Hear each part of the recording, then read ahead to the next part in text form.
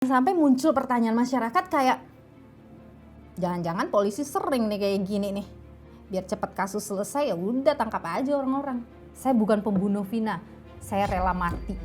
Bagi polisi itu adalah bentuk Peggy menutupi identitasnya gitu. Tapi setelah itu tidak pernah tuh Peggy dipanggil sama polisi atau ada datang surat pemanggilan lah ke rumahnya Peggy. Polisi ini serampangan banget sih menangani kasus ini karena di daerah. Jadi kemudian ya udah yang penting jadi atau gimana, itu jadi pertanyaan dari masyarakat kan.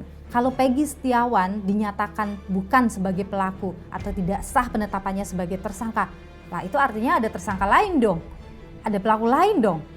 Ya kalau ada pelaku lain ditangkap dong. Apa bukti yang Bapak punya? Punya bukti saksi-saksi. Siapa saja itu saksi-saksi itu? Yang saksi itu tukang-tukang antara Parman, Ibnu, Robi, dan Supri Iwan.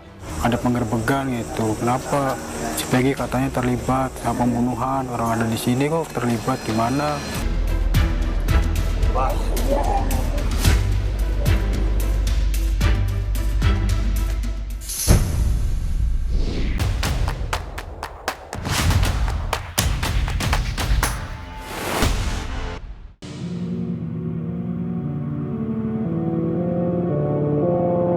Saya tuh pengen menyoroti ya waktu saya melakukan peliputan kasus ini gitu.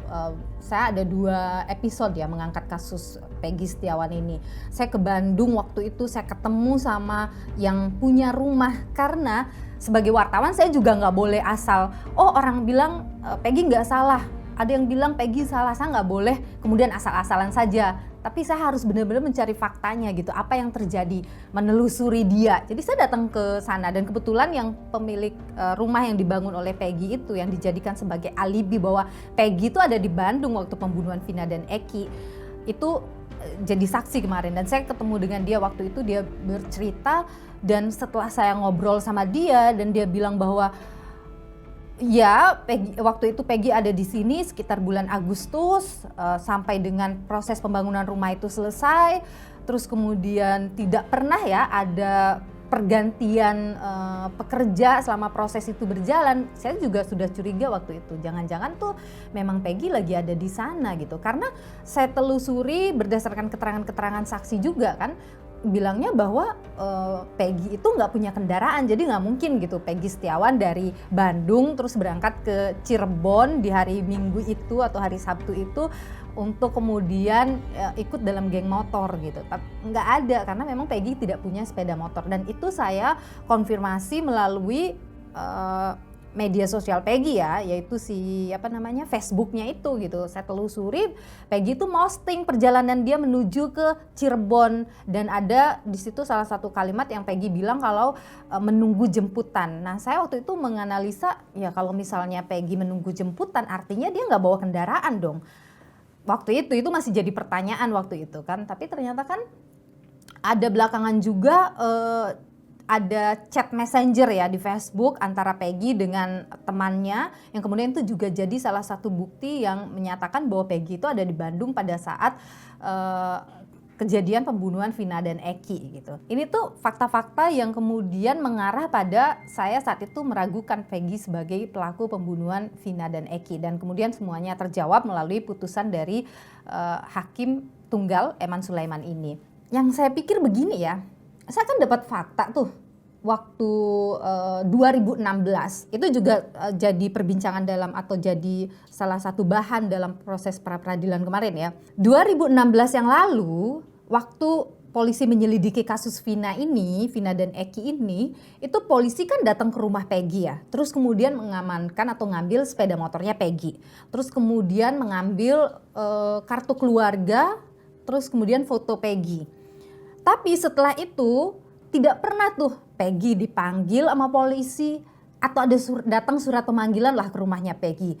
Terus kemudian tidak ada juga Peggy dicari ke Bandung. Padahal ibunya Peggy menjelaskan kalau Peggy itu ada di Bandung gitu waktu dia digeledah rumahnya gitu. Polisi nggak datang ke sana, nggak nyari Peggy. Padahal biasanya mah polisi kalau udah tahu ada di lokasi mana mah langsung datang ya kan. Tapi ini kan enggak gitu. Nah itu jadi aneh gitu.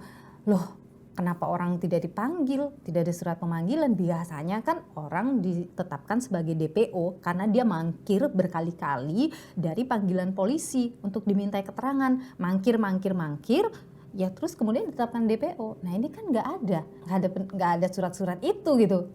Kok tiba-tiba langsung menyatakan Peggy Setiawan ini DPO gitu ya.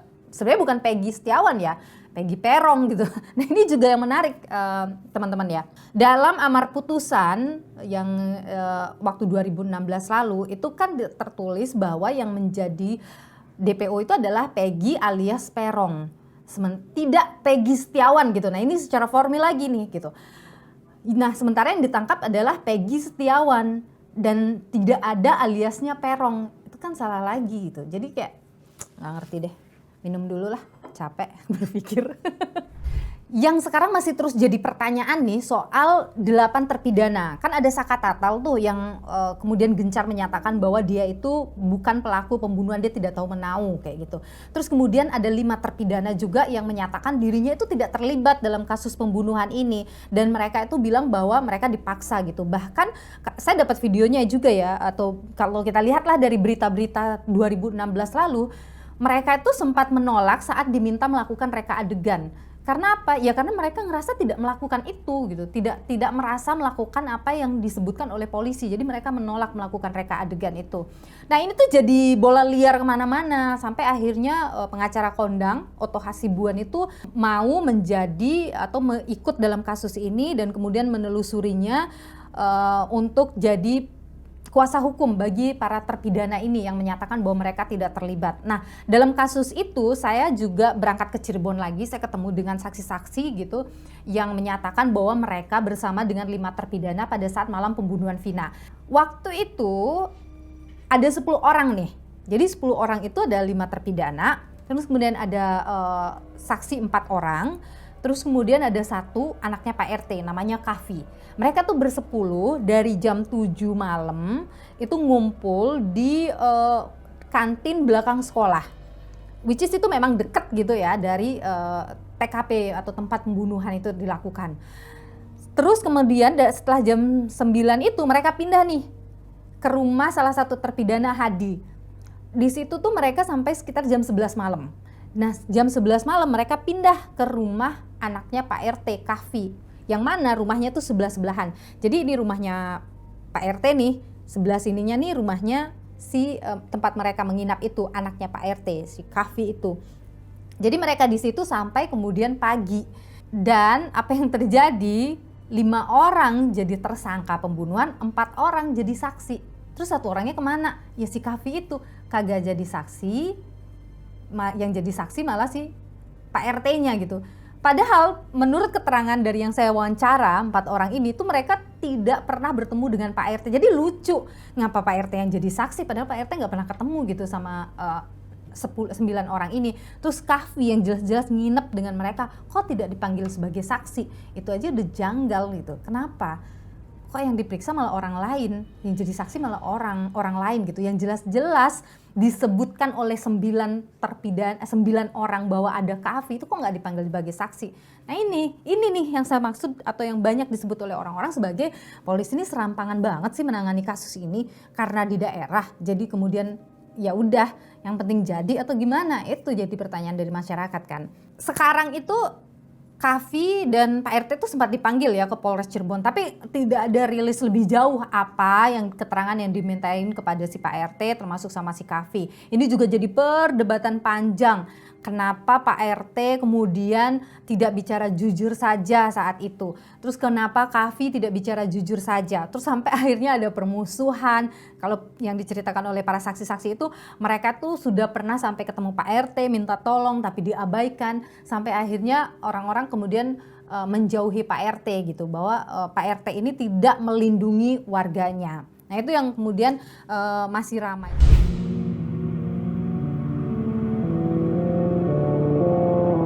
Memang dari awal polisi ini sangat lemah di scientific crime investigation. Jadi dalam kasus-kasus seperti ini itu kan memang harus mengedepankan scientific ya. Seperti harus ada pemeriksaan DNA misalnya.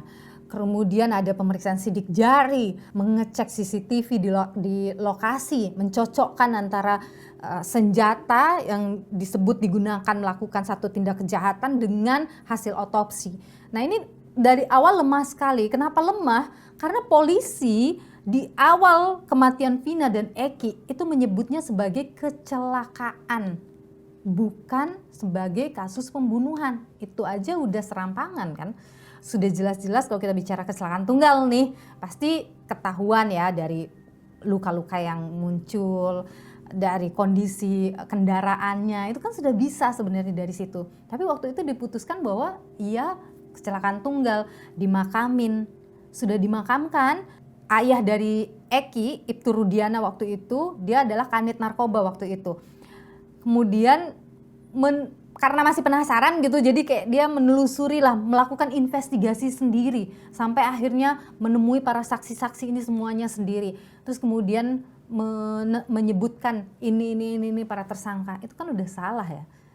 Jadi ada konflik kepentingan di dalamnya, ada konflik of interest, ada hubungan kekeluargaan yang mana kalau kata Pak Ugroseno nih saya wawancara, itu bilang bahwa kalau seseorang itu ada hubungan kekerabatan sebaiknya tidak menangani kasus itu karena kan di dalamnya akan jadi tidak fair gitulah ya.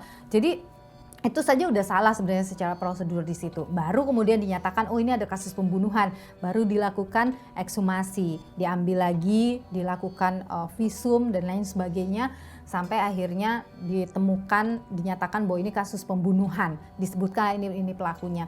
Tapi saya waktu itu dapetin hasil visum Eki dan kemudian putusan di sidang ya waktu itu. Dimana tuh di situ dituliskan kalau Eki itu meninggal karena ada luka dengan senjata tajam di dada sebelah kanan. Secari di visum nggak ketemu. Jadi di dada kanan itu bukan luka tusukan di situ, luka memar justru. Jadi kematiannya itu akibat benda tumpul, bukan akibat senjata tajam. Tapi kenapa bisa dinyatakan bahwa menggunakan samurai dan lain sebagainya? Nah itu juga ya terlalu banyak kejanggalan ya dalam kasus ini. Jadi terlalu banyak hal yang kemudian polisi sulit untuk menutupi, sulit untuk ya mencari pembenaran publik juga karena ya netizen Indonesia sekarang juga udah sangat cermat dalam melihat kasus-kasus seperti ini. Jadi kalau misalnya kayak gitu prosesnya memutuskan tersangka itu bisa salah 2016 yang lalu, jangan-jangan salah juga tuh langkah-langkah yang dilakukan. Suara yang muncul belakangan dari 8 terpidana bahwa mereka tidak bersalah, mereka bukan pelaku pembunuhan, ya patut untuk kita pertanyakan ya. Dan polisi ini harus manggil nih semua dari 2016 itu. Dipanggil semua, diulang lagi semuanya untuk ngelihat siapa yang salah di sini, apa yang salah gitu. Tapi memang kan banyak kritik yang muncul ya. Saya mewawancarai bahkan mantan Wakapolri Pak Ugroseno itu juga menyatakan bahwa ya tidak melakukan proses penyelidikan dengan benar gitu. Ada yang salah di situ. Ya kalau mantan polisi aja menyatakan salah ya wajar lah. Kemudian semua orang juga mengatakan ada yang salah dalam proses ini. Terus kemudian ada nama yang lagi ramai yang sampai sekarang juga gak muncul-muncul orangnya. Ibtu Rudiana, bapaknya Eki. Nggak pernah muncul. Saya waktu itu datang ke Cirebon, saya datang ke kantornya, saya kemudian datang ke rumahnya, nggak pernah tuh ada dia di situ. Tiba-tiba muncul di medsosnya siapa tuh ya? Medsos Polres Cirebon kalau nggak salah itu muncul dia lagi main bulu tangkis lah atau acara apalah gitu. Jadi ini juga harus benar-benar diselidiki karena awal menetapkan 8 orang tersangka itu sampai kemudian menetapkan 3 orang DPO ya karena dari penyelidikannya si Ibtu Rudiana ini harus dibongkar lagi nih dari awal. Ibtu Rudiana apa dasarnya menetapkan 8 orang ini dan 3 DPO itu? Jangan sampai itu kemudian hanya egonya saja. Ya karena anaknya meninggal masa dirinya polisi tidak bisa mengungkap siapa pelakunya, jangan sampai seperti itu karena itu asumsi liar yang berkembang di tengah masyarakat. Nah ini harus dipanggil sih kalau bagi saya, dia harus dipanggil, harus dimintai keterangan yang lebih jelas soal itu. Apa sih yang terjadi gitu, termasuk semua penyidik dari 2016 itu harus dipanggil termasuk Kapolresnya juga. yang kabarnya sih sekarang Kapolresnya sudah jenderal ya. Ada di Mabes Polri kabarnya. Nah, ini harus dipanggil sih. Maksudnya karena bagaimanapun itu kan juga atas approvalnya ya sebagai yang paling tinggi di situ di Polres Cirebon saat itu. Selain polisi, bagi saya ini juga ada kesalahan dari hakim dan juga jaksa. Kalau memang sekarang saja penetapan terhadap Peggy itu dianggap cacat formil, bahkan jaksa itu mengembalikan berkas Peggy 2019 yang lalu, jaksanya harusnya menyadari dong ada kesalahan juga di situ. Kenapa tidak dilakukan? Termasuk juga oleh hakim saat memutuskan Peggy ada 3 orang DPO. Apakah itu dilakukan dengan teliti juga pada saat itu? Ini harus diselidiki juga. Sekarang masyarakat itu lagi nungguin nih Pak Polisi bagaimana kepada anggota Bapak yang kemudian tahun 2016 itu melakukan penyelidikan terhadap kasus ini. Dipanggil, kabarnya sih Pak Kabar Eskrim sudah memanggil ya, benar ya, udah dipanggil ya. Jadi udah memanggil, termasuk juga bapaknya Eki. Jadi Ibtu Rudiana ini harus dipanggil juga dong untuk mendapatkan gambaran jelas terkait dengan kasus ini, dan itu harus dilakukan transparan. Publik menunggu. Kalau memang ada yang salah, diberikan sanksi. Dan ini harus jadi reformasi besar-besaran ya di tubuh Polri. Jangan sampai besok-besok ada kasus hukum, polisinya udah kerja benar, publiknya nggak percaya, kan itu sia-sia gitu. Di sisi yang lain, kalau Peggy Setiawan dinyatakan bukan sebagai pelaku atau tidak sah penetapannya sebagai tersangka, lah itu artinya ada tersangka lain dong, ada pelaku lain dong. Ya kalau ada pelaku lain ditangkap dong, karena ini berkaitan dengan keadilan bagi Vina dan juga Eki. Siapa pembunuh Vina dan Eki? Kita tunggu jawabannya Pak Polisi ya. Saya Niluh Puspa, sampai jumpa.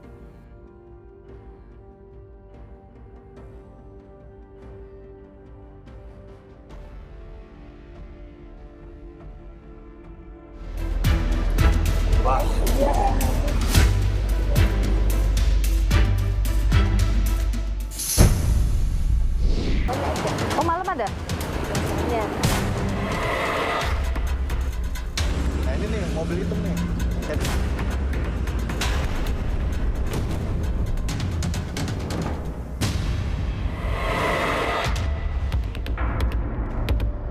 Tapi ini benar rumahnya Pak Rudiana ya? Iya, polisi kan. Iya.